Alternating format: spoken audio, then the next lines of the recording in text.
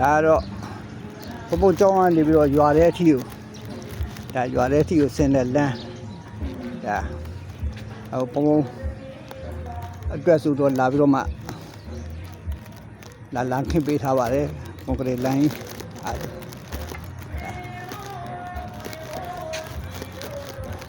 သူများတွေတစ်ထိုင်းတိုင်းတစ်ဖုံဖုံနဲ့ပြည့်နေတဲ့အချိန်မှာဖုံဖုံချိန်မှာတော့လမ်းခင်းနေတယ်ပေါ့နော်အားလုံးကတော့အကုန်လုံးဆရာတော်ဣရိယာအစအကုန်လုံးအားသင့်အားလုံးအရှင်ဘုရားဖြစ်ရလားအရှင်မြောက်ဥစ္စာဖြစ်ပါမလားဖြစ်တယ်ဖေကသူကပြစ်တာပြစ်နေတာသူကလူချနေသေးဒါသူတို့လမ်းသူတို့ခင်းနေမှာပဲနော်သူတို့အားလုံးပလိုက်တာဖုံးပြီးတော့ပလိုက်တာပဲ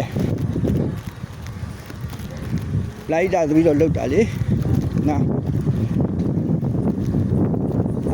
မုံကြောင်ထီကိုတိုက်ခင်းပေးပါတယ်နောက်တစ်ခါတိုက်တဲ့ဘက်ကနေတော့တစ်ခါတောင်ညိုဘက်ကိုတစ်ခါတက်ခင်းတယ်ခလေမှာတော့ကြံခဲ့ပါတယ်အားလုံး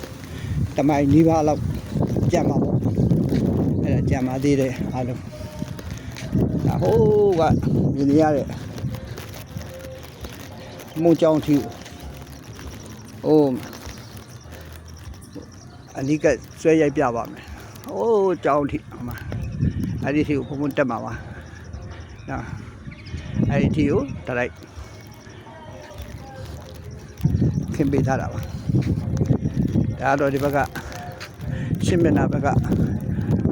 တောင်ပေါ်မှာရှိတာကတော့ပရမညာစီဒီပါဒါစကိုင်းဘက်သွားတဲ့တောင်ကျောဒါဘုံဘုံတို့ကမင်းကုန်းနဲ့စကိုင်းနဲ့ဂျားရရပါပင်90ခွက်ချက်အားလောင်ပင်90ထတော်